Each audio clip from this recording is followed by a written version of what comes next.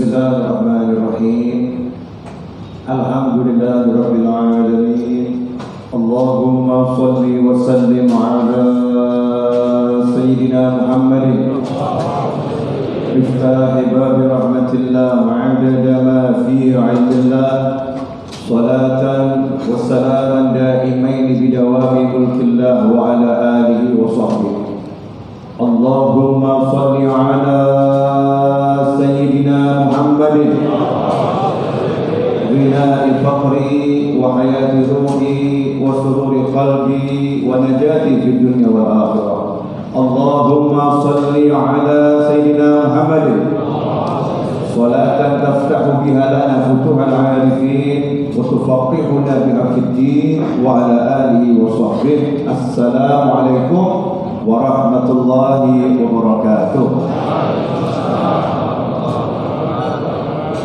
Kaum muslimin dan muslimat dimanapun berada, khususnya seluruh jamaah Masjid Raya Bintaro Jaya yang dimuliakan Allah Subhanahu wa Ta'ala.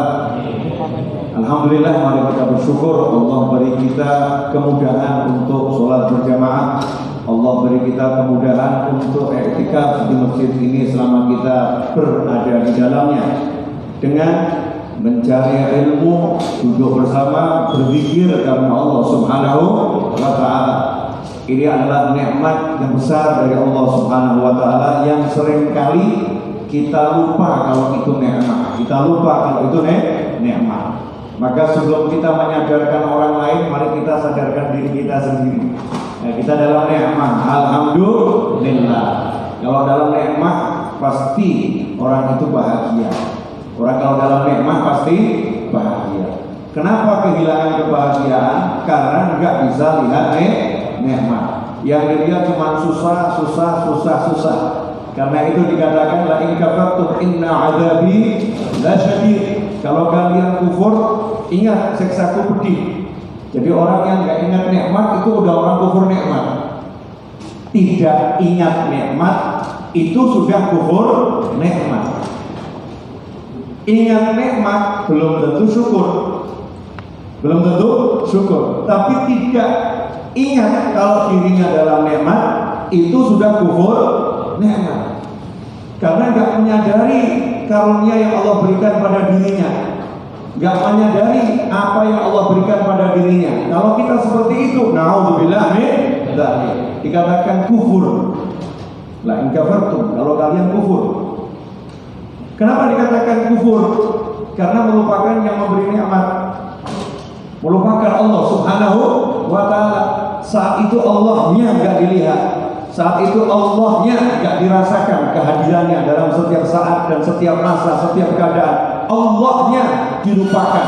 Dikatakan di situ kufur nikmat. Naudzubillah min dzalik. Maka yuk kita sadari dulu sekarang kita ini orang yang kayanya luar biasa.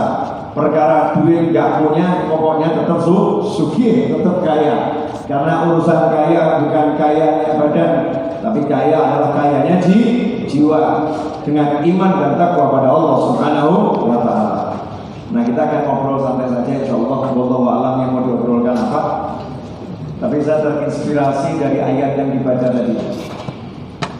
Qul in kuntum tuhibbunallaha fattabi'uni yuhibbukumullah wa yaghfir lakum dzunubakum. Menarik sekali cara menggapai atau meraih cintanya Allah Subhanahu wa Ta'ala. Gini, saya mau kasih gambaran. Ini kalau ayat dibaca, didengarkan berulang kali, kadang-kadang kita juga gak paham maksudnya apa ya. Feel-nya apa? Misal nih, Ustaz Rafiq bilang ke saya, Habib, I love you. Saya gak paham maksudnya, ya dada-dada saja. Karena Habib, aku cinta kamu. Maksudnya apa? Ya gak kroso. Saya gak paham maksudnya aku cinta kamu itu apa. Gak ngerti. Karena gak ngerti, gak paham, ya ada rasanya? Gak ada. Tapi kalau saya tahu itu artinya aku berikan hatiku untukmu. Masya Allah, I love you. Saya berikan hatiku untukmu. Saya berikan seluruh milik saya ini kepadamu. Saya cinta kamu. Paham itu? Begitu dengar kalimat cinta dari sesama muslim, atau bahkan kalimat cinta dari muslim yang kita pandang lebih mulia, maka kita akan merasa bahagianya luar biasa. Ya Allah, dicintai Ustaz Rafiq, salah satu imam MRBJ yang suaranya merdu. Masya Allah, Habib Quran cinta sama saya. Alhamdulillah, beliau punya jatah syafaat 10. Ya 10 ini. Mudah-mudahan kalau saya jadi orang yang dicintai, saya dapat jatah 1 dari beliau. Alhamdulillah, senang dicintai sama Ustaz Rafiq. Kenapa? Karena saya paham makna cinta. Seorang kekasih akan memberikan yang dimiliki kepada yang dicintai. Betul. Nah, kalau sekarang kalimatnya begini, yuhibbukumullah. Allah akan mencintai kamu selama-lamanya. Kita kira-kira ingin tahu tidak caranya? Gimana ya caranya saya mendapatkan cinta Ustaz Rafiq? Gimana ya saya cara mendapat cintanya Fulan? Gimana saya mendapatkan cintanya Fulana? Gimana caranya biar dia jatuh cinta kepada saya? Kalimatnya bukan bagaimana cara saya mencintai beliau, tapi bagaimana beliau bisa cinta kepada saya, bagaimana beliau bisa sayang kepada saya, bagaimana beliau bisa menyerahkan semua yang dimilikinya untuk saya karena cinta tersebut. Jawabannya sederhana. Qul in kuntum tuhibbunallah, katakanlah kalau kalian cinta pada Allah. Ya kalau cinta sama Allah, semua orang muslim ngaku cinta sama Allah. Saya cinta Allah, saya cinta Allah, saya cinta Allah. Mungkin ada yang di sini yang jomblo-jomblo, kalau ada perempuan cantik bisa ngomong, iya saya cinta dia. Pertanyaannya, dia cinta kamu enggak? Kamu boleh tulis di medsos, ya ada cewek cantik, kamu tulis I love her so much, boleh. Nah, dia adalah hidup dan matiku, boleh, terserah mau kamu cinta, ngomong jasa karepmu ya. Tapi paling kamu dinyinyir sama dia, mimpi kamu. Dinyinyir sama perempuan tadi, enggak level. Mungkin perempuan tadi kan kamu muntah, ya, muntah ini jijik itu. Bisa seperti itu tanggapannya. Makanya yang dipentingkan di sini bukan bagaimana kamu mencintai, tapi bagaimana engkau dicintai oleh Allah Subhanahu wa Ta'ala. Dan itu sama Allah Ta'ala dibocorkan caranya, sama Allah Ta'ala dibocorkan rahasianya, dijelaskan oleh Allah Ta'ala. Artinya apa? Allah telah mencintai hamba-hambanya sebelum hambanya itu mencintai Allah, sehingga Allah terangkan gini loh caranya kalau mau dapat cinta. Caranya begini. Gimana caranya? Qul in kuntum tuhibbunallah. Wahai Nabi SAW katakan kepada seluruh umat Islam, umat manusia, kalau kalian ngaku-ngaku cinta Allah, qul in kuntum tuhibbunallah, kalian cinta Allah, cinta Allah, cinta Allah, cinta Allah. Simpel. Yuhibbukumullah. Nanti Allah juga akan mencintai kalian. Tapi syaratnya satu, fattabi'uni, ikuti aku. Ikuti aku, nanti Allah akan mencintai kalian. Kalau udah Allah mencintai kalian, Allah akan mengampuni semua dosa kalian. Wa yaghfir lakum dzunubakum. Dosa kalian semua akan diampuni Allah Ta'ala. Nah di sini asyiknya. Berarti cara meraih cinta Allah mudah, ngikutin Nabi, selesai. Yang jadi masalah ini ngikutin Nabi gimana caranya? Ngikutin Nabi. Saya dari Solo menuju Jakarta, biar bisa sampai ke Bintaro. Kalau saya belum pernah ke Bintaro, caranya gimana? Ngikutin petunjuk orang yang sudah pernah sampai Bintaro. Betul. Saya nanya sama orang, gimana caranya sampai Bintaro? Bapak dari Solo, Semarang, Pekalongan, Tegal, Cirebon, nanti terus aja lurus sampai nanti ketemu tol yang dulu ya. Satu-satunya tol itu, nah itu nggak ada tol yang lain, lewat situ masuk ke namanya Cikampek, keluar dari Cikampek itu nanti ada Jakarta, nanti ambil tol Lingkar Luar, nanti keluar di sana itu ada Bintaro, Pondok Indah, keluar ke sana, pilih yang mana tidak, sudah saya Bintaro. Udah pede, saya ikutin petunjuknya. Saya ikutin petunjuknya. Itu namanya ngikuti petunjuknya Fulan. Ngikuti petunjuk. Tapi Nabi SAW tidak mengatakan ikuti perintahku, ikuti petunjukku. Enggak. Di ayat ini fattabi'uni, ikuti aku. Fattabi'uni, ikuti aku. Jadi akunya nggak pernah pergi, akunya nggak pernah bergeser, akunya nggak pernah hilang, akunya selalu ada dan diikuti. Itu makna ittiba. Contoh, Ustaz Rafiq, saya mau ke Bintaro, caranya gimana? Beliau ngomong, ikutin saya. Beliau naik mobil di depan saya tinggal ikutin. Ini namanya saya ikut Ustaz Rafiq. Ngikutin bener, bukan cuma ngikutin petunjuk yang ditulis, tapi ngikutin beliau terus. Tahu-tahu berhenti mobil, kemudian Ustaz Rafiq mengatakan sudah sampai. Kalau caranya begitu enak atau enggak? Perlu mikir enggak? Enggak. Nabi enggak ingin Anda capek, Nabi enggak ingin Anda lelah, Nabi enggak ingin Anda susah. Maka dikatakan fattabi'uni, ikuti aku, ikuti aku. Nanti akan sampai dengan sendirinya. Semua kesuksesan dunia, kesuksesan akhirat adalah dengan ittiba, mengikuti Nabi Muhammad Shallallahu Alaihi Wasallam. Nah ini makna mengikuti. Nah banyak orang yang kurang sampai di situ pemahamannya, kurang sampai di situ pemahamannya sehingga mengikuti petunjuk. Mengikuti petunjuk akhirnya mengikuti tulisan.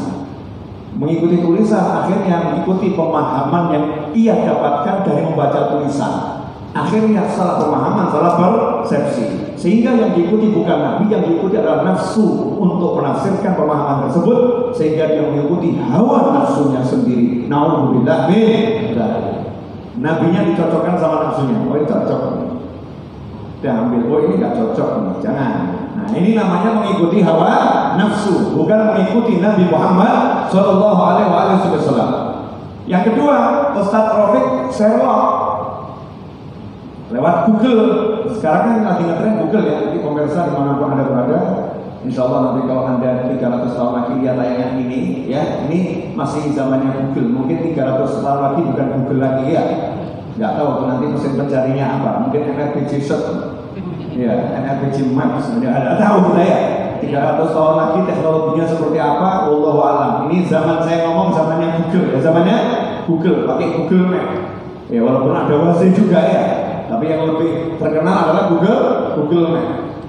Udah, Sherlock, saya klik, saya ikutin petunjuk yang dari Google. Pertanyaannya, beda nggak saya ngikutin petunjuk Google sama saya ngikutin orang langsung? Beda atau sama? Beda. Bedanya banyak atau sedikit? Banyak. Banyaknya gimana? Kalau Anda ngikutin petunjuk Google penuh dengan ketidakpastian dan keraguan, betul ya? Wah ini kira-kira ini diarahkan jalannya cukup nggak buat mobil saya? Di sana kira-kira jembatannya masih utuh nggak? Ya?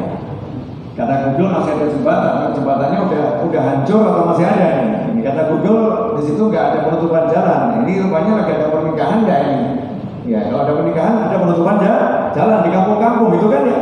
Saya sering ikuti Google masuk, kemudian ada apa tanda jandur kuning gitu kan ya. Maaf Pak, lagi ada pernikahan, putar balik, ya udah putar balik. Korban Google, karena saya ngikutin Google. Google-nya nunjukin jalan ya, cuman Google nggak ngerti kondisi jalan. Beda dengan manusia, dia berjalan dengan keyakinan dan kepastian. Jalan di sana jembatannya masih bagus. Jalan di sana memang nggak putar dikit, tapi nggak ada macet. Yang di sana paling cepat, tapi jadi lambat karena macetnya luar biasa. Paham nih manusia. Makanya kita tidak disuruh mengikuti yang namanya buku kita, tapi kita disuruh mengikuti manusia. Karena itu dalam dunia keilmuan ada kalimat man syaikhuhu kitabuhu fa khata'uhu akthar min shawabihi. Siapa yang gurunya adalah bukunya, maka kesalahannya lebih banyak daripada benarnya. Karena itu ikhwani rahimakumullah, dulu perintah Nabi kepada para sahabat jelas. Ya jelas sekali. Shallu kama ra'aitumuni sholli. Salatlah kalian semua seperti kalian melihat aku sedang sholat. Jadi yang mau belajar sholat itu suruh lihat bagaimana sholatnya Nabi Muhammad SAW. Ya lihat Rasulullah sholatnya begini. Nah begitu. Orang dia dengar nih Rasulullah sholatnya begini. Saya pernah lihat Rasulullah sholatnya begini. Kamu ikutin saya. Ini persis seperti sholatnya Nabi Muhammad SAW. Saya. Nah karena ada perkembangan zaman ditulis itu, maka jadilah ucapan Nabi dibukukan. Itulah merupakan hadis-hadis yang dibukukan. Dari ucapan Nabi yang dibukukan diambil kesimpulan, karena ucapan Nabi sangat banyak dibuat nanti ada buku hadis sendiri, ada buku tafsir sendiri karena ucapan Nabi banyak menafsirkan ayat-ayat Al-Quran. Ada yang namanya buku fikih hukum Islam sendiri. Nah di situ nanti kita disuruh belajar dari manusia, bukan belajar dari buku.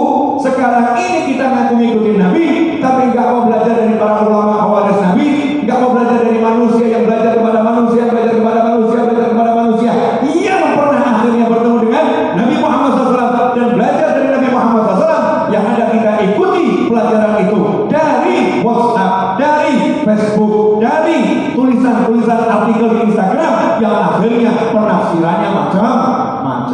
akhirnya sesat dan tersesat. Kalau dia ngajar orang lain bisa sesat dan menyesatkan. Nauzubillah min dzalik. Fattabi'uni, ikuti aku. Nah, dalam rangka mengikuti Nabi SAW, makanya orang dulu itu selalu ngajak orang ketemu ulama. Biar tahu, jangan cuman katanya diajak hadir nih, kita ke tempatnya Kiai Fulan. Ini Kiai ini ahli sedekah. Kiai ini ahli sedekah. Nanya sama Yai, kenapa kok suka sedekah Yai?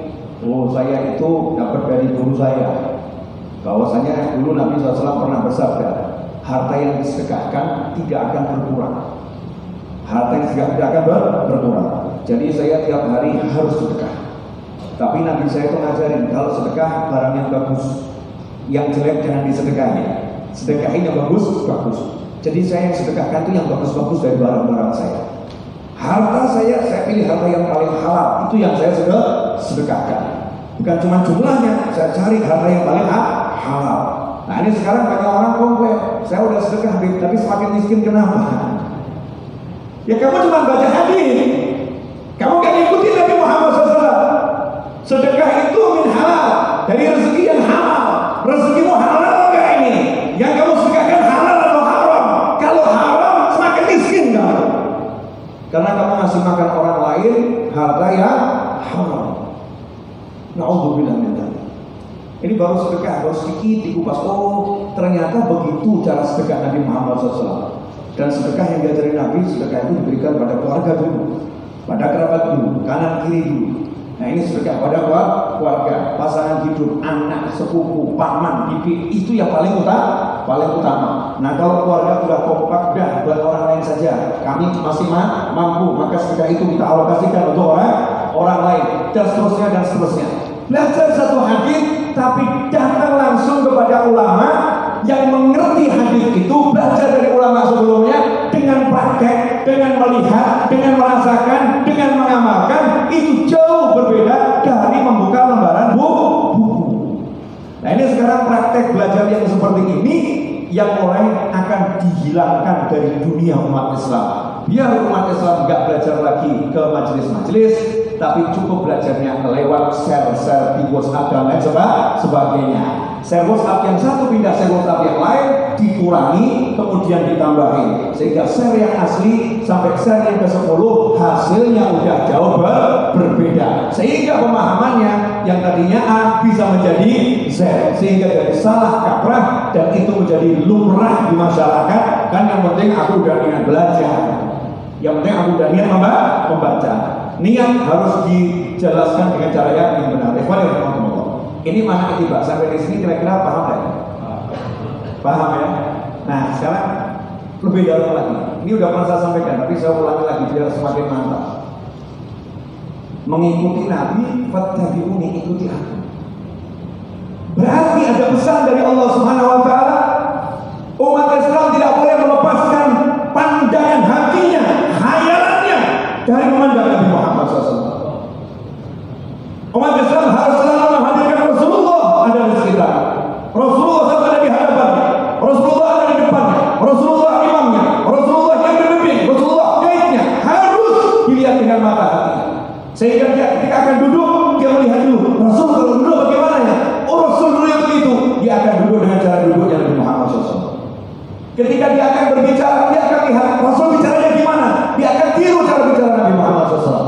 Ketika dia akan makan, dia akan melihat bagaimana Rasul makan SAW. Maka dia akan tiru bagaimana makannya Nabi Muhammad SAW. Bukan muka di lembaran kita, tetapi melihat bayangan Nabi Muhammad SAW yang sudah dia bayangkan dalam hati dan jiwanya. Seperti terangkan di depan. Asyik. Oh, Rasulullah SAW ini kalau lagi belajar sama sahabat, gimana ya? Saya gambarannya seperti ini. Semuanya diam, semuanya mendengarkan, gitu kan ya. Rasulullah SAW kemudian berkata, ya pandangan musuh seluruh melihat seluruhnya yang hadir, semua dilihat satu persatu, sehingga semua orang merasa aku yang paling dipandang oleh Nabi Muhammad SAW. Ini kan luar biasa hebatnya Rasulullah SAW. Nah kalau saya sebagai pembicara melihat itu, kemudian saya praktekkan semampu saya, maka hasilnya akan terjadi hubungan hati antara yang berbicara dan yang mendengarkan. Kalau udah seperti itu, nyambung hatinya, saling mencintai, maka cinta Allah akan turun kepada manusia tersebut. Fattabi'uni yuhibbukumullah. Ikuti aku, maka Allah mencintai kalian. Kalau begitu asik kan? Pertanyaan saya, kapan terakhir kali bayangkan Nabi Muhammad SAW? Kapan terakhir kali bayangkan Rasulullah? Kita ini Muslim syahadat, aku bersaksi tiada Tuhan kecuali Allah dan baginda Muhammad SAW adalah Rasul utusan Allah. Tapi 24 jam itu hampir gak pernah bayangin nabinya, hampir gak pernah bayangin Rasulnya, hampir gak pernah ingat sama Rasulnya ketika makan, hampir gak pernah ingat sama Rasulnya ketika minum, hampir gak pernah ingat sama Rasulnya ketika melakukan apapun. Sehingga apa? Sehingga hidupnya jalan sendiri, gak punya imam. Ya, jalan sendiri, gak punya pemimpin, jalan sendiri. Pemimpinnya adalah nafsunya. Akhirnya apa? Sedikit saja kena ground jalan, sedikit saja kena halangan, dia menjadi bingung, galau dan lain sebagainya. Beda orang yang fattabi'uni, ikuti Nabi Muhammad SAW, maka hidupnya terbimbing, Karena itu mulai sekarang saya ajak semuanya, hentikan belajar hanya dari membaca, tapi belajarlah membaca dari orang yang pernah membaca. Buku hanyalah alat untuk menambah pengetahuan, membantu, tapi guru adalah kunci utama di dalam pendidikan. Karena itu saat ini orang tua pada perlu, ibu-ibu di bawah ngeluh gak bu, kapan ini sekolah tatap mukanya? Mau sampai kapan kita sekolah dari demikian, sekolah online? Mau sampai kapan sekolah online? Bayangin, ini sekolah online, gurunya ada, bukunya ada, online. Orang tua ngeluh, ternyata gak mudah, gak mudah jaga anak untuk belajar dari guru. Perlu ditatap muka, harus bertemu antara guru dan yang belajar. Beda sekali ketemu di kaca sama ketemu di dunia nyata. Itu bedanya luar biasa. Anak-anak mulai mengatakan bosan di rumah. Walaupun ketemu di layar monitor dengan banyak teman-temannya, dengan gurunya, pengen ketemu langsung, pengen pegang, pengen nyentuh, bahkan mungkin pengen dimarahin sama gurunya. Kenapa? Rasanya enak tuh dimarahin sama guru, kangen dimarahin. Macam-macam tuh anak-anak. Jasad perlu dipertemukan, tatap muka perlu dilakukan. Kapan itu akan dilakukan? Ikhwani rahimakumullah, mudah-mudahan segera, amin. Insyaallah negara kita diberi kemudahan untuk segera belajar dengan tatap muka agar COVID ini segera diangkat, amin. Walaupun COVID-nya itu belum diangkat, ingat pesan Bapak Presiden, berdamailah dengan corona. Dulu pesan yang pernah saya dengar seperti itu.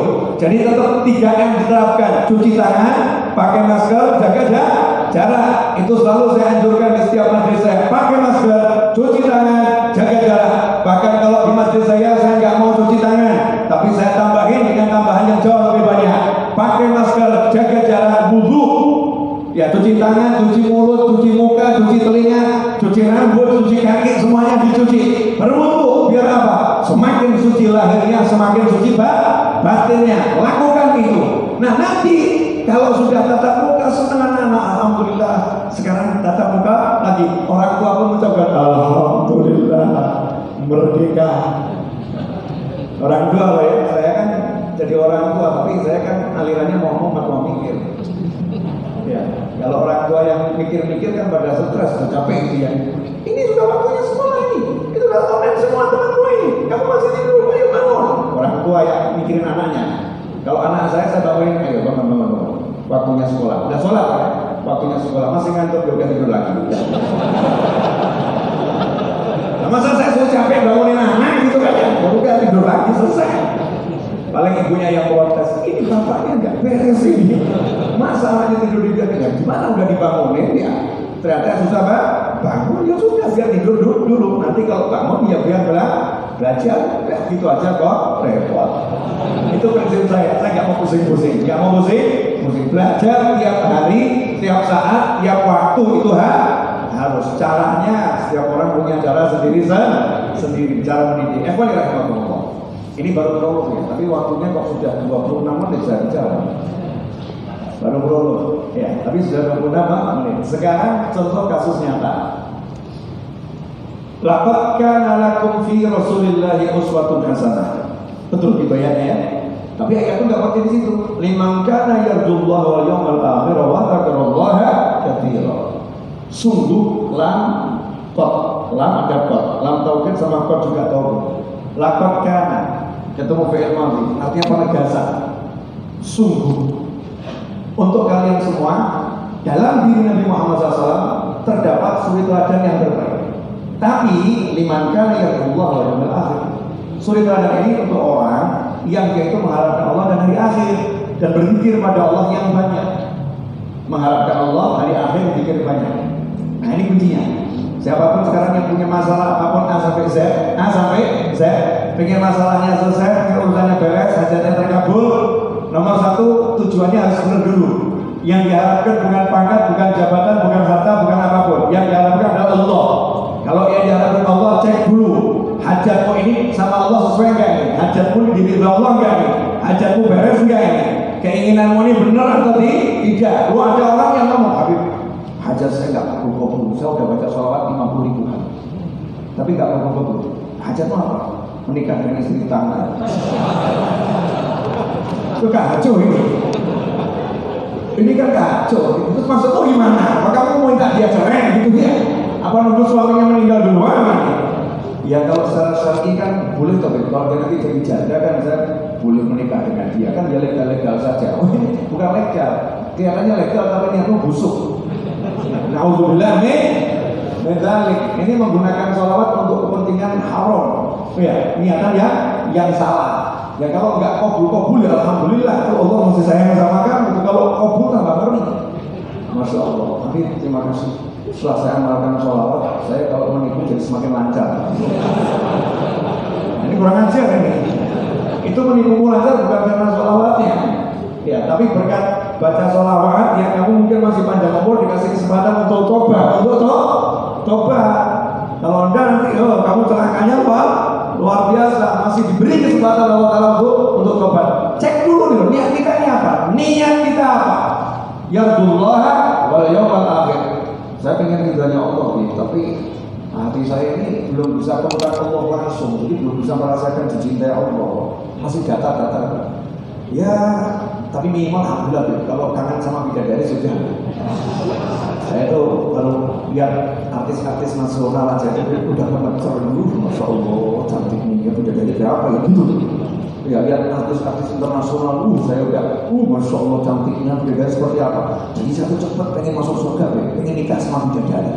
Nah ini udah punya modal. Loh iya kan banyaknya macam-macam. Udah jangan munafik kamu. Udah kelas masih yang perempuan masih suka pria ganteng, yang laki suka wanita cantik, ya aku jujur gitu ya. Jujur sama diri sendiri. Hal-hal yang halal kita pengen sama bidadari, ibu dua protes. Habis bagaimana dengan hasil kami? Dapat gak bidadari?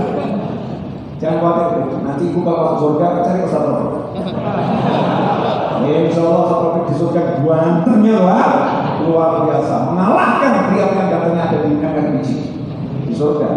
Sementara yang di surga ya MRBC, saya gak akan mengalahkan Ustaz Taufik di surga. Di surga banyak pria ganteng.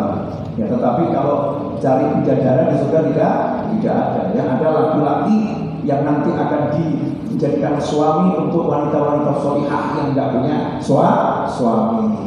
Boleh dilanjut? Ini begitu ngomong bidadari pada semua seger. Kelihatan aslinya. Busuk-busuk tadinya langsung kelihatan aslinya. Liman kana yarjullaha wal yawmal akhir. Siapa mengharapkan Allah dan hari akhir. Jadi ada itu mengharapkan Allah, ini pangkat paling tinggi. Nah Ustaz ya, Allah Ustaz, tapi ya saya pengen surga Ustaz.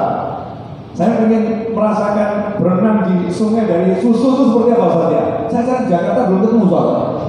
Ya, kolam renang susu, nggak ketemu. Gimana buatnya? Kolam renang susu kalau cebur nggak pelikat ya. Kemudian diminum juga enak gitu kan. Dan tidak merusak mata, badan jadi apa, kulitnya jadi bagus semuanya. Caranya gimana ya? Ini di surga nanti ada begitu. Kolam renang yang begini, kolam renang begini, pohon yang seperti ini. Ada satu pohon tuh hampir, katanya di surga ada satu pohon. Itu kita kalau naik kuda di surga, kudanya sekali melangkah jauh pandangan mata, itu udah sekian ratus tahun mengelilingi satu pohon, gak selesai habis. Nah itu kira-kira surganya seperti apa itu? Saya bilang Kalau mikir gitu kepala saya nggak kuat. Ya nggak kuat, terlampau luar biasa itu surga. Kita saya pengen cepat masuk surga, gimana caranya? Nah, ini orang-orang yang sudah begini nih, ya ada keinginan sama surga, mungkin keinginan sama Allah belum nyampe levelnya.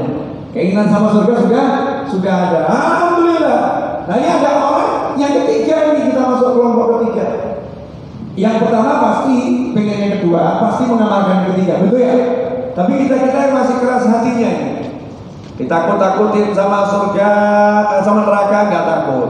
Diiming-iming sama surga nggak pengen. Diceritain bidadari nggak ngaruh. Diceritain sama istana di surga nggak ngaruh. Ditakut-takutin di neraka ada malaikat Zabaniyah, di neraka ada ini nggak ngaruh. Hatinya datar gitu ya.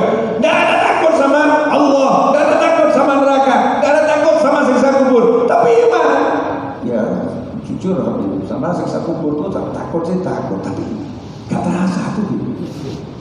Neraka tuh katanya sih yang ngeri. Tapi saya kok belum bisa takut ya. Saya heran sama teman saya tuh sampai duduk-duduk nanti saya kalau mati gimana itu susah. Saya heran, ngapain kamu gitu? Nah itu siksa kubur kan ngerinya mana? Nah itu katanya kan, katanya gitu. Kamu percaya? Saya percaya. Tapi kan saya belum merasakan. Emang kamu pengen enggak? Ya, belum bisa ngerasain sampai ke hati, maksudnya begitu. Nah, ini hatinya keras. Hatinya keras. Obatnya apa? Wa dzakarallaha katsiran. Zikir sama Allah yang banyak. Nah, ini kalau udah punya ini semua, zikirnya banyak, pengen surga, takut neraka, pengen Allah Subhanahu wa taala, pengen semua itu dijalankan, laqad kana lakum fi rasulillahi uswatun hasanah. Maka bahagianya mudah. Enggak repot. Orang yang pengen surga itu begitu makan duduknya tiru cara Nabi Muhammad SAW udah senang. Saya mirip Nabi, Masya Allah. Senang dia. Begitu dia ketemu Muslim, dia senyum sama Muslim yang lain, dia senang. Saya niru Nabi, senang dia. Bahagianya mudah. Sementara yang lain gak merasakan bahagia. Apa itu senyum semua orang kok katanya bahagia? Ini niru Nabi, bahagianya di mana? Gak bisa ngerasain. Kenapa? Level Allah gak dapat, level akhirat gak dapat, banyak dikit juga gak dijalankan. Hasilnya apa? Hambar hidupnya, ukurannya cuman senang itu yang cocok sama hatinya, sakit itu yang gak cocok sama hatinya. Sehingga gak ada surga, gak ada neraka, gak ada siksa kubur, gak ada Nabi Muhammad SAW. Sehingga hatinya gak punya tujuan, tujuannya cuma yang bisa terukur dengan rasanya. Baik itu nikmat duniawi yang di depan mata, ataupun nikmat duniawi yang ada dalam khayalannya. Hidupnya akhirnya gak bisa senang, susah dan susah dan susah dan susah. Ikhwan rahimakumullah. Udah cukup mukadimahnya. Sekarang kita mulai ceramah, boleh toh? Saya kan belum ceramah, tadi kan mengomentari ayatnya dibaca. Ceramah saya apa enaknya? Saya juga nggak tahu mau ngomong apa. Gini saja deh. Belak-belakan saja boleh. Jujur-jujuran. Kira-kira ini yang nonton tayangan ini masih pengen hidup atau pengen cepat mati?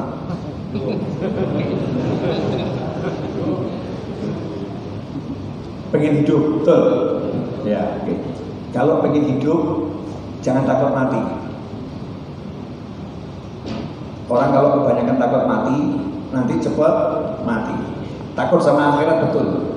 Takut sama siksa kubur, betul. Takut mati namanya was-was. Alladzi yuwaswisu fi sudurin nas minal jinnati wan nas. Wah, ini saya kalau ke MRPJ walaupun jaga jarak ini jamaahnya banyak. Walaupun pakai masker, cuci tangan, Covid. Wah, nanti kena Covid mati saya. Akhirnya di rumah. Udah saya gak akan keluar rumah. Di rumah kemudian istrinya mulai komplain, "Pak, kerja dong Pak, cari duit Pak. Begini-begini," ngomong sama istrinya. Ya ini kalau aku keluar sekarang cari duit, kita harus ke pasar. Ini di pasar, ini protokol kesehatan, entah jalan entah enggak. Nanti aku tertular, kamu tertular, kita sakit, mati kita. Ya daripada mati, lebih baik kita nggak usah kerja dulu. Istrinya sempat terpengaruh, oke. Sebulan terpengaruh, oke. 2 bulan istrinya mulai ngomel, "Pak, mau makan apa?" Ya daripada mati ya makan seadanya. Daripada mati makan seadanya. Bulan ketiga istrinya jawab, "Pak, daripada mati sama kamu, lebih mati sama tetangga." Pak maksudnya kan? Mulai istri ngajukan surat gugat cerai. Naudzubillah min dzalik. Kenapa nggak sanggup kalau hidup dengan pria yang ketakutan akan kematian? Ngeri. Akhirnya udah mati dulu. Mati apa? Mati nikmatnya hidup itu akan hilang. Gak ada nikmatnya. Nah terus bagaimana? Makanya ya berdamai sama yang namanya musibah, berdamai sama namanya ujian. Mulailah keluar. Tapi terapkan apa yang sudah dianjurkan dan dihimbaukan. Jalankan apa yang sudah diajarkan oleh negara kepada kita semua. Negara nggak pernah menghalangi, negara nggak pernah membuat kita susah kok. Cuman kita dikasih aturan tinggal diikutin gitu aja repot. Selesai masalah jaga jarak, ayo jaga jarak, cuci tangan, ayo cuci tangan, pakai masker, ayo pakai masker. Negara nggak pernah melarang orang untuk ibadah, negara nggak pernah melarang Anda untuk bekerja. Bahkan negara mengatakan ayo bekerja, roda perekonomian harus digerakkan. Tapi ikuti aturan, jalankan itu. Ini namanya orang nggak takut mati tapi berani hidup. Berani hidup. Nah orang yang berani hidup itu selalu optimis. Ini saya ngomong begini karena di WA saya nih, ya Allah. Saya ketemu orang-orang yang saya akan buktikan tapi nggak boleh buka identitas orang kan ya. Habib, saya rasanya ingin bunuh diri. Karena istri saya tiap hari dikejar-kejar oleh orang nagih hutang. Sementara saya kerja di perbatasan. Saya tidak punya gaji yang cukup untuk hidup sehari-hari, apalagi untuk bayar hutang. Saya udah gak sanggup hidup dengan seperti ini. Bagaimana solusinya Habib? Ingin bunuh diri saya. Kalimat saya ingin bunuh diri masuk ke handphone saya itu banyak, tidak sedikit. Masya Allah. Ini namanya takut hidup. Takut hidup. Ikhwani rahimakumullah. Semua ini terjadi hanya karena satu masalah simpel, sepele. Tapi ya, saya ngomong gini bolak-balik, orang ngomong kelihatannya mudah ya, tapi kok prakteknya susah. Kelihatannya mudah, tapi kok prakteknya susah. Saya ambil contoh Nabi Muhammad SAW, boleh ya? Rasulullah SAW. Rasulullah SAW itu kan terusir dari Mekah, walaupun belum diusir. Iya, belum diusir, tapi udah terusir dari Mekah. Sampai akhirnya turun perintah hijrah, Rasul akhirnya pindah dari Mekah ke Madinah. Hidup di Madinah, apakah Nabi SAW bawa harta? Tidak. Apakah Nabi SAW sudah menyiapkan pasukan khusus di Madinah? Punya pasukan khusus? Tidak. Apakah Rasulullah SAW sudah pernah menyiapkan banyak hal di Madinah? Enggak. Di Madinah justru di situ ada Yahudi. Ya ada Yahudi di sana. Tokoh-tokoh Yahudi nggak sedikit di Madinah. Banyak tokoh Yahudi. Berangkat Nabi Muhammad SAW ke Madinah. Apa yang dilakukan Rasulullah SAW? Suatu yang nggak masuk akalnya orang-orang zaman sekarang yang nggak punya akal. Tapi kalau yang punya akal akan mengatakan, Masya Allah, luar biasa Nabi Muhammad SAW. Rasul melakukan itu dua hal yang dikerjakan segera untuk beliau sebagai pemimpin. Kemudian yang beliau ajak masyarakat melakukan tiga hal. Yang beliau lakukan adalah bangun masjid. Setelah itu bangun pasar. Saya mau nanya, bahasa kasarnya di negara orang gitu ya. Kalau Mekah negara sendiri, Madinah negara orang, bahasa kasarnya gitu ya. Di negara orang bangun masjid, bangun pasar. Sementara di situ hidup pusat perekonomian Yahudi, pusat perekonomian orang-orang yang ahli cari duit, orang-orang yang ahli cari dunia, hidupnya menghalalkan segala macam cara untuk dapat dunia. Itu orang-orang Yahudi yang ada di Madinah, hidupnya seperti itu. Nabi Muhammad SAW sangat-sangat pede bangun pasar, buat pasar. Kita punya pasar sendiri, kita punya cara sendiri. Siapapun yang muslim atau non muslim silahkan berdagang bersama kami, silahkan masuk pasar kami, silahkan bisnis bersama kami. Kami punya sistem bisnis yang lebih enak, lebih bagus, ditunjukkan ini. Masya Allah, rame itu pasarnya Nabi Muhammad SAW. Pasarnya rame. Kenapa pasarnya rame? Karena nabinya juga berdagang. Rasulullah SAW itu hidupnya dari kecil udah berdagang, tahu caranya bagaimana berdagang. Terus bergerak Nabi Muhammad SAW membangun ekonomi umat, optimis. Tapi coba orang zaman sekarang, Begitu dari satu kantor dipindah. Tadinya di Jakarta udah enak, dekat keluarga, dipindah entah di ujung pulau mana gitu. Sepi. Mulai komentar, Habib, dulu sih saya enak, Habib. Sekarang dipindah di tempat terpencil gitu. Waduh, kehidupan di sini nggak enak, Habib. Susah mau cari tambahan nafkah itu susah. Ini di perbatasan, Habib. Gimana saya mau dapat tambahan income? Saya nggak bisa. Saya rasa pengen mati. Kenapa seperti itu? Simple. Karena hidupnya nggak pernah melihat Allah, hidupnya melihat dirinya sendiri. Bisa dipahami belum? Belum?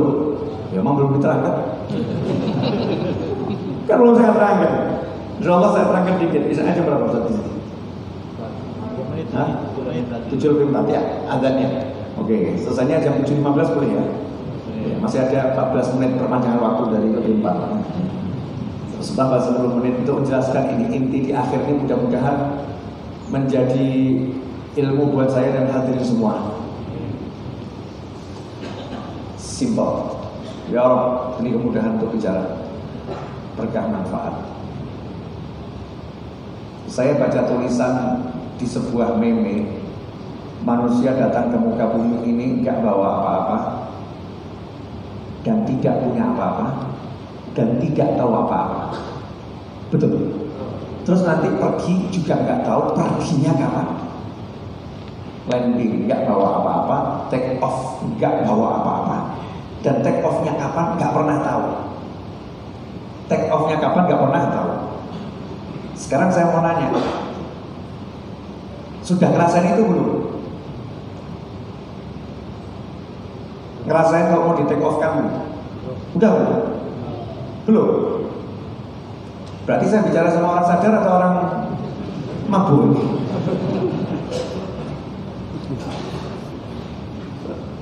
Kalau nggak bisa merasa bahwa saya akan dicabut sewaktu-waktu ini, berarti kita sadar atau mabuk kita ini? Jujur saja udah mabuk gitu loh ya.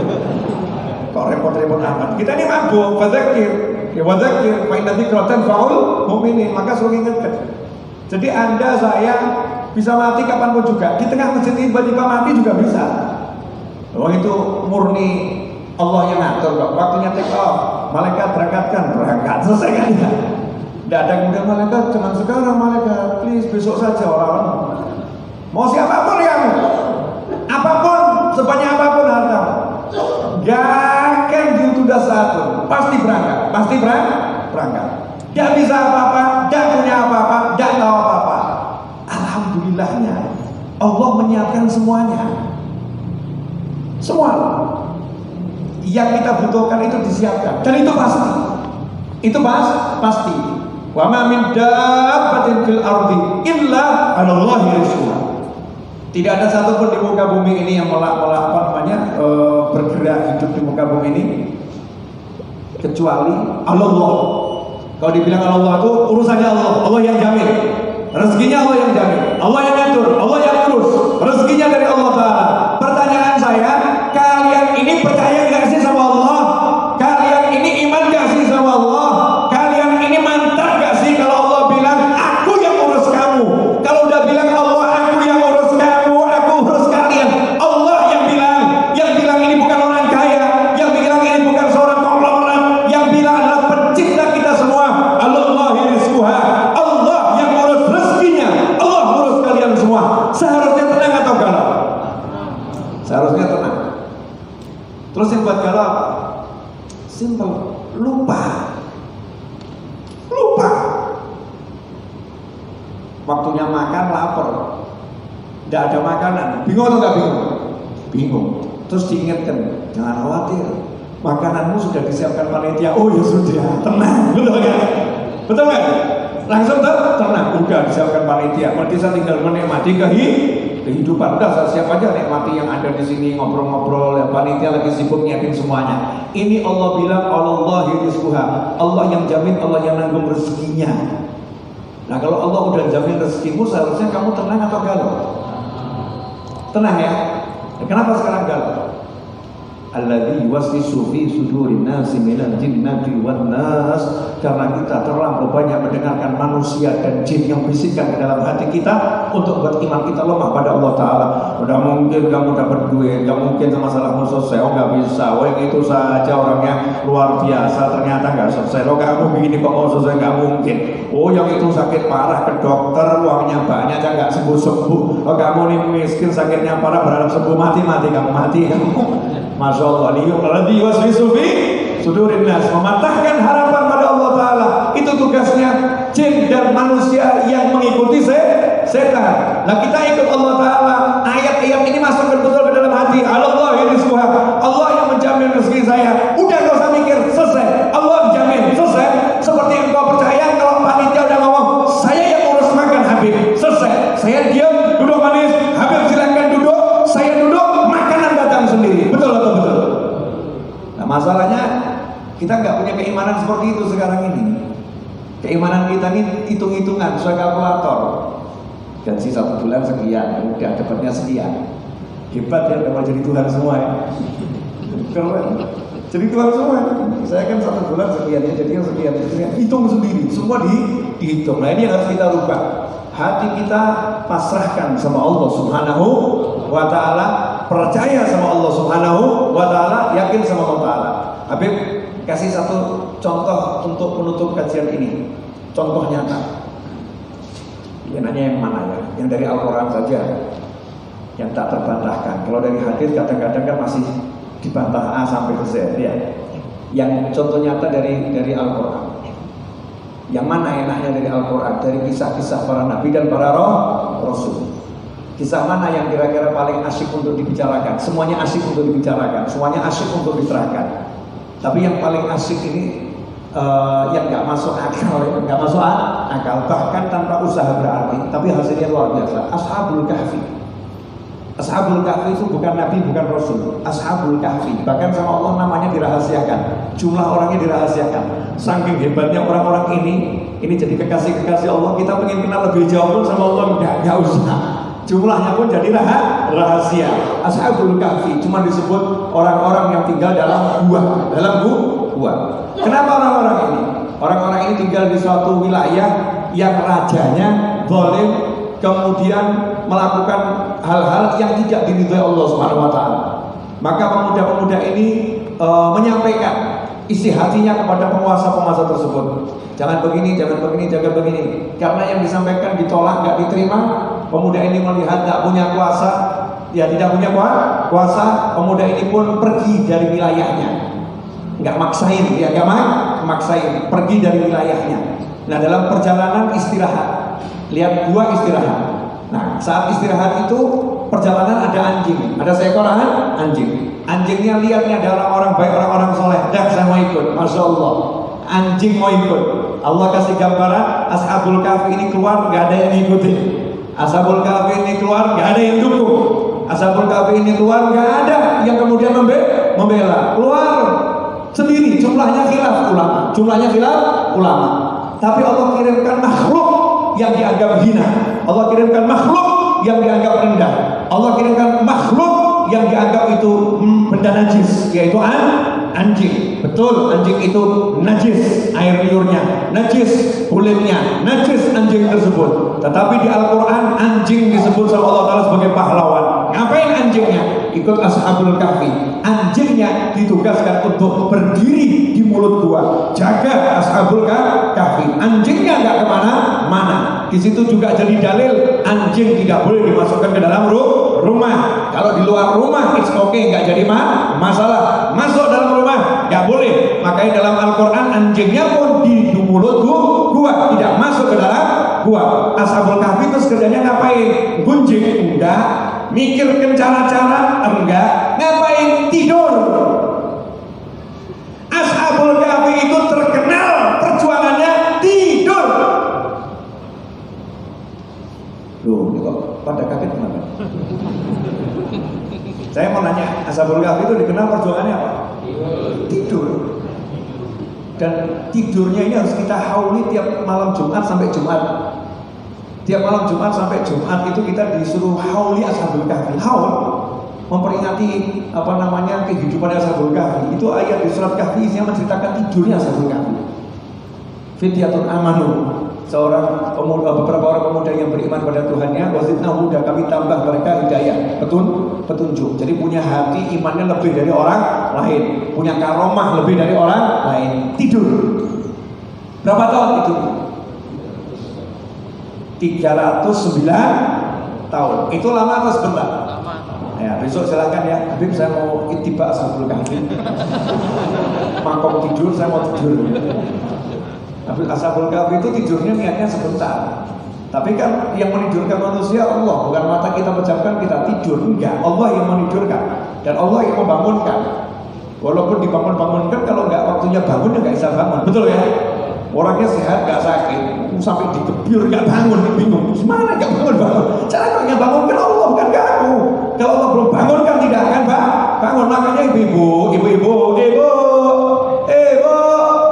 ibu kalau bangunin anak jangan marah-marah. Ini bangun gak bisa bangun, susah dibangunin. Nah, itu sombongnya ibu. Ibu menganggap ibu bisa bangunin anak ibu. Yang bisa bangunin adalah Allah Subhanahu wa ta'ala. Minta sama Allah, ya Allah tolong bangunin anak saya. Nah, bangun bangun.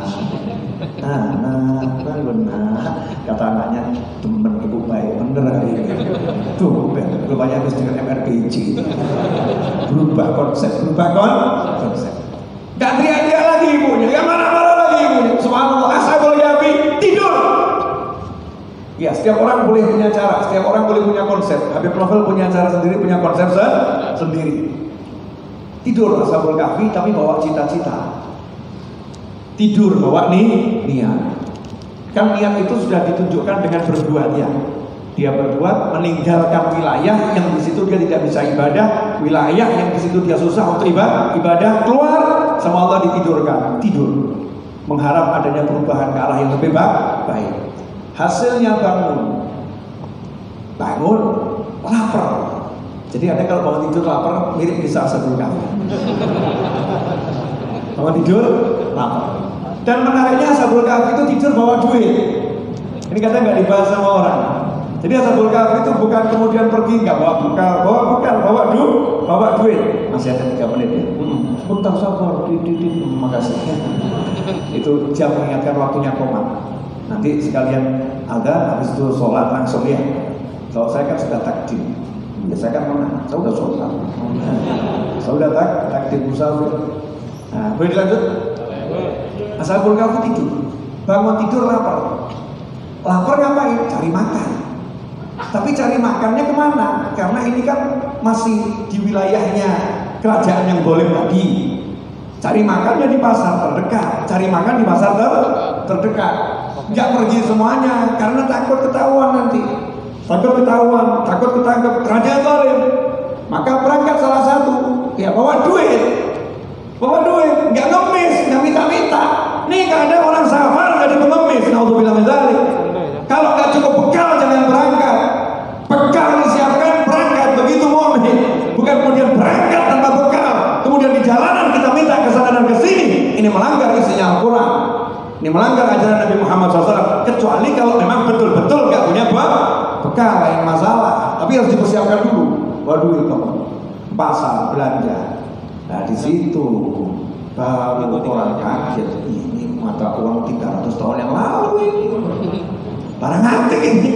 Ini kalau kami terima, kami bisa ditangkap sama raja karena dianggap mencuri peninggalan berharga di museum. Ini bahaya ini. Maka laporkan ke penguasa.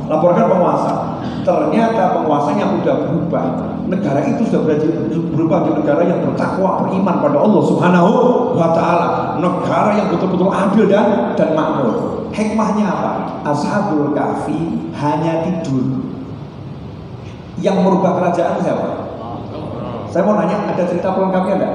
Setelah Ashabul Kahfi pergi, kemudian muncul fulan berjuang, enggak ada. Enggak ada kan? Sama Allah cerita itu enggak ada. Yang ada Ashabul Kahfi bangun, kerajaannya udah berubah menjadi kerajaan yang adil dan makmur. Kerjanya ngapain? Tidur. Kenapa? Karena yang bekerja adalah Allah Subhanahu wa ta'ala. Karena itu ikhwani rahimakumullah, hatimu harus bersama Allah. Jangan banggakan dirimu, jangan banggakan hartamu, jangan banggakan pintermu,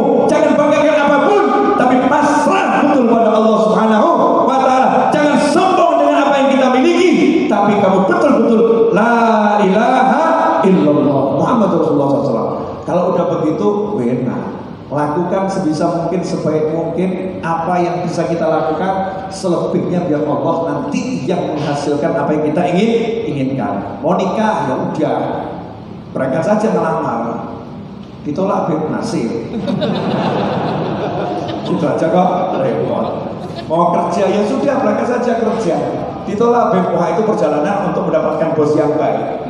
Makanya kalau Anda ditolak itu pegang prinsip ya, penolakan adalah jalan menuju penghasilan yang lebih besar. Ditolak sini, tolak sini, tiba-tiba diterima di sana. Ya, itu menuju penghasilan yang lebih besar. Kalau ditolak sama calon istri ngelamar, ditolak, alhamdulillah. Kenapa? Lebih baik ditolak sekarang daripada dibuang kemudian. Lebih baik ditolak sekarang daripada dibuang kemudian. Alhamdulillah. Ditolak. Sampai akhirnya ketemu yang menerima. Nyantai dalam kehidupan karena punya Allah. Nah sekarang ini Allahnya itu di mana itu loh? Umat gak sedikit yang kehilangan Allah. Makanya diperintahkan ulama untuk mengingatkan la ilaha illallah. Makanya Pancasila sila pertama, ketuhanan yang maha esa. Dikembalikan semua ke situ. Insyaallah berkah manfaat. Mohon maaf saya nggak bisa bicara banyak-banyak. 57 menit 53 detik ya saya bicara. Alhamdulillah. Ada yang komentar alhamdulillah ditolak. Iya. Masya Allah. Masya Allah. Alhamdulillah ditolak. Ini barusan ditolak berarti ya. Semoga engkau segera diterima yang lain. Amin. Insya Allah. Ya. Ini komentar-komentar di YouTube ini kan macam-macam. Baru cuma 1.100 yang ikut live streaming di YouTube. Yang live bareng kita ya. Nanti kalau di total paling selesai sekitar rata-rata 10.000. Biasanya seperti itu. Jadi yang hadir di sana lebih banyak daripada di sini yang kelihatan mata. Ini malaikat sama jin nggak terhingga. Kalau nggak percaya lihat sini. Nanti osik maksudnya gitu. Meninggal dulu baru nanti bisa lihat majelis ilmu malaikat yang dapat berapa. Makanya minta panjang umur. Iman saja Iman Habib, aku mau nikah, doakan ketemu jodohnya. Berarti belum mau nikah, pengen nikah. Ya, insya Allah segera ketemu. Alhamdulillah, Beb saya ditipu berapa kali Beb. Gimana Beb? Ya nasib. Alhamdulillah. Ya, nasib baik, benar. Ditipu berapa kali itu nasib baik. Kenapa? Berarti kamu jadi orang yang baik yang ditipu, bukan orang yang menipu. Alhamdulillah. Ya. Sampai kapan di Jakarta? Saya nggak di Jakarta, kok saya di Bintaro, Tangerang Selatan. Makasih. Amin. Alhamdulillah. Makasih Habib. Ya.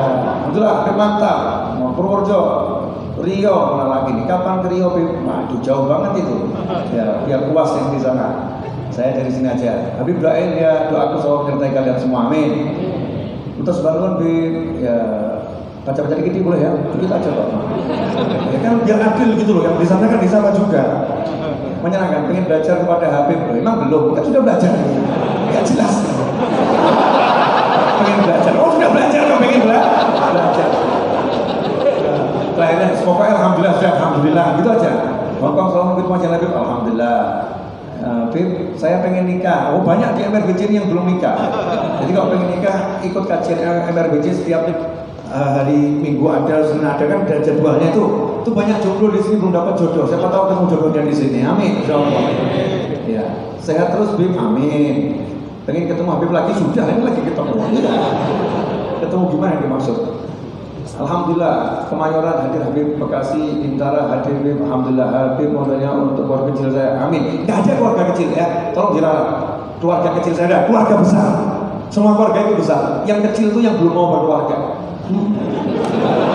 Bukannya gak bisa lah, yang belum mau berkeluarga kecil. Kalau udah punya keluarga berarti besar. Surabaya, maksudnya Surabaya hadir apa suruh ke sana? Nah, alhamdulillah dari ilmu terima jadi umur amin. Pertolongan hadir Bib, masya Allah, tabarakallah, masya Allah. Kan kalau dunia maya isinya begini kan enak. Nah dunia maya kok kadang isinya cinyir. Nyinyir sih. Saya nggak suka sama orang nyinyir siapapun orangnya ya. Kita biasakan untuk menghargai satu dengan yang lain. Nah kalau ada ngomong yang nggak baik, saya selalu menyampaikan siapapun orang yang ngomong nggak baik, saya ngajak yuk sikapi, nggak usah digubris. Tapi kalau punya cara lain ya monggo, saya nggak bisa maksa.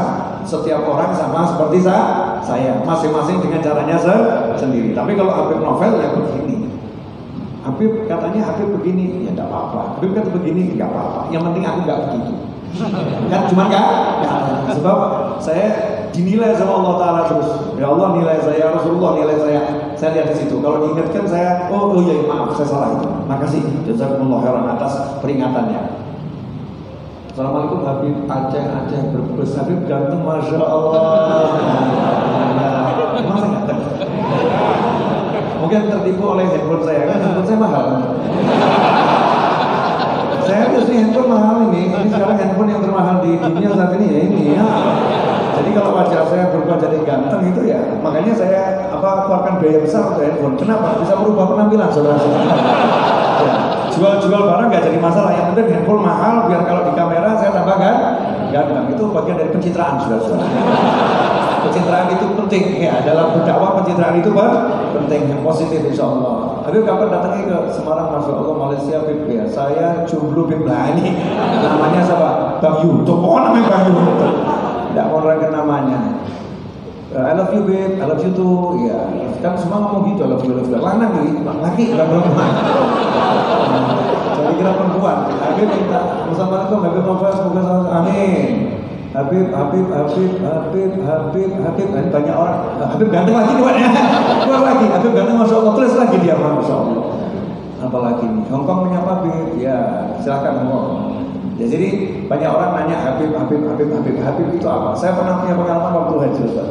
Cuman haji saya itu setelah sekian puluh hari sama saya, ketika tawaf itu, terus sa'i Safa Marwah, selesai sa'i Safa Marwah nanya, ya tahallul itu kan nanya, Habib mau nanya, gimana caranya biar saya bisa dapat gelar Habib? Sekolahnya di mana?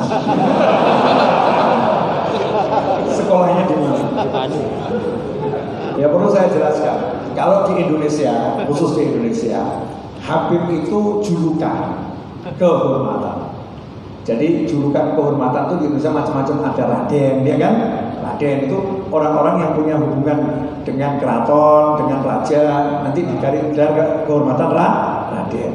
Ada Tengku, ada Teku kalau di Aceh itu gelar kehormatan. Nah, untuk masyarakat Indonesia, para ulama dulu mengajarkan gelar kehormatan untuk orang-orang yang punya garis nasab nyambung kepada Nabi Muhammad SAW, dan itu betul-betul garis nasabnya sah, dikasih gelar kehormatan namanya Habib. Itu gelar kehormatan. Belum tentu Habibnya saat itu terhormat. Nah, Habib kan juga manusia. Belum tentu sampai terhormat, bisa jadi saat disebut orangnya Habib, ternyata masih ada akhlaknya yang belum benar, bisa jadi. Tapi tidak benarnya perilaku tidak akan menghapuskan nasab, tidak akan menghapuskan kemuliaan nasab. Nasabnya tetap mulia. Perilaku hari ini begini, besok bisa begitu. Kalau nasab nggak bisa dirubah, nasabnya seperti itu. Dan saya ingin menjelaskan kepada antum semuanya, percayalah pada Nabi Muhammad SAW. Jangan ragu sama Rasulullah SAW. Jadi kalau Anda meragukan anak cucu Rasulullah, itu sama dengan meragukan Rasulullah SAW. Kalau anak cucu Rasulullah SAW itu pasti didoakan sama kakeknya. Saya mau nanya, kira-kira di Al-Quran itu ada ayat Rabbana hablana min azwajina wa dhurriyyatina qurrata a'yunin waj'alna lil muttaqina imama. Saya mau nanya, yang pertama kali baca doa ini di Al-Quran siapa? Nabi Muhammad SAW. Ini wahyu pada Rasulullah. Rasulullah mengajarkan pada umatnya, Rabbana hablana min azwajina wa dhurriyyatina qurrata a'yunin waj'alna lil muttaqina imama. Nabi Muhammad SAW mengatakan, Rabbana hablana, ya Allah beri kami pasangan hidup, anak keturunan yang menjadi penyejuk mata hati. Maka semua istri Nabi Muhammad SAW pasti penyejuk hati Nabi Muhammad SAW. Sehingga kalau ada orang yang nggak percaya itu, ngeri saudara-saudara. Semua istri Rasulullah SAW adalah penyejuk hati Nabi Muhammad SAW. Wa dzurriyyatina, dan anak keturunan kami. Berarti nanti itu judulnya, nggak mungkin ada Habib yang di akhir umurnya kok buat kanjeng Nabi pegel, itu nggak mungkin. Karena bertentangan dengan ayat. Sebab Nabi nggak mungkin doanya ditolak sama Allah Ta'ala untuk keluarganya. Pasti doanya diterima, doanya untuk umatnya diterima. Kalau kita nggak yakin doa Nabi diterima, wah kita nanti minta syafaat siapa itu? Ngeri dia. Doa Nabi itu pasti diterima oleh Allah Subhanahu wa Ta'ala. Nabi minta agar keluarganya menjadi penyejuk hati, dan kita diajarkan minta agar keluargamu jadi penyejuk hati. Mungkin saat ini orangnya belum terhormat, tapi udah punya gelar kehormatan yang menunjukkan terhormatnya nasabnya di sisi Allah Subhanahu wa Ta'ala. Maka didoakan oleh Nabi Muhammad SAW. Saya simple, saya kalau lihat ada Habib perilakunya belum benar, ya, setiap manusia mau Habib bukan Habib kan perilakunya juga kadang benar kadang nggak benar. Tapi ini khusus yang Habib, kalau perilakunya belum benar, nyantai saya. Tugas saya amar ma'ruf nahi mungkar. Ya saya ngajarin yang baik, ya jelaskan yang itu nggak betul. Tapi hati saya percaya, nggak mungkin Rasul saya itu doanya nggak diterima sama Allah Taala. Saya yakin Rasul saya doanya pasti diterima Allah Ta'ala. Saya yakin pasti ini Habib yang satu ini nanti akan berubah menjadi sesuatu yang luar biasa. Kenapa? Karena kakeknya sudah berdoa, waja'alna lil muttaqina imama. Ya Allah, jadikan kami semua imamnya orang yang bertakwa. Setiap muslim mukmin disuruh mendoakan keluarganya agar keluarganya itu menjadi pemimpinnya orang-orang yang bertakwa. Semangat yang tinggi, pengen jadi pemimpin orang yang bertakwa, yang menyejukkan hati, dilihat menyenangkan, didengar menyenangkan, bersama menyenangkan. Anak dilihat seperti itu, cucu dilihat seperti itu, pasangan hidup dilihat seperti itu. Itu yang kita diperintahkan untuk berdoa setiap hari. Kalau mukmin biasa doanya seperti itu, bagaimana doa Nabi Muhammad Sallallahu Alaihi Wasallam untuk anak cucunya, untuk pasangan hidupnya, untuk keluarganya? Karena itu siapa berprasangka buruk pada anak cucu Nabi Muhammad SAW, secara tidak langsung dia nggak sadar lagi berprasangka buruk pada Nabi Muhammad Sallallahu Alaihi Wasallam. Naudzubillah min dzalik. Ini pendapat saya. Mau diterima boleh, ya nggak diterima juga boleh. Sekedar tambahan masukan informasi keilmuan, mudah-mudahan berkah dan manfaat. Terus kalau umatnya Rasulullah perilakunya belum benar, jangan khawatir, husnudzon sama umatnya Rasulullah. Umatnya Rasulullah, umat Islam ini kan dapat doanya Nabi terus. Dapat doanya Nabi Muhammad SAW. Kalau ada umatku yang berbuat baik, amalnya naik, aku fahamitullah hayati khairul lakum wa mati khairul lakum. Hidupku baik untuk kalian, wafatku baik untuk kalian. Nanti amal kalian akan naik. Kalau amal kalian baik, maka aku hamitullah, aku bersyukur puji Allah Ta'ala. Kalau amal kalian naik, jadi amal mau naik ini nggak boleh tembus langit dulu, nggak boleh. Itu sama Allah Ta'ala diperintahkan malaikat bawa kepada Nabi Muhammad Sallallahu Alaihi Wasallam. Kemudian Rasul yang menilai, oh ini baik alhamdulillah, oh ini buruk. Begitu buruk Rasul, astaghfirullah, aku mintakan ampun untuknya kepada Allah Ta'ala.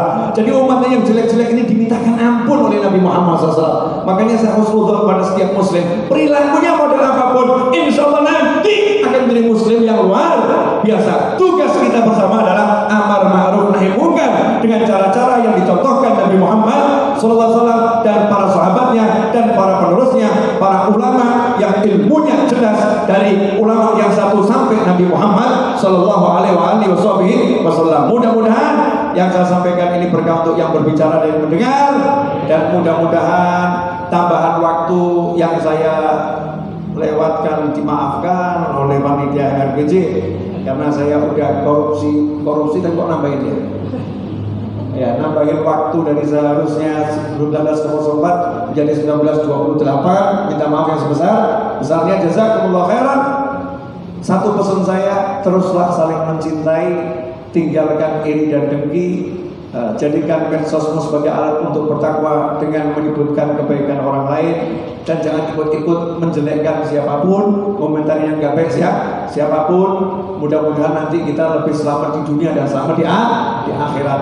Jazakumullah khairan. Wa minkum wassallallahu ala Muhammadin wa alihi wasallam walhamdulillahi rabbil alamin. Wassalamualaikum warahmatullahi wabarakatuh.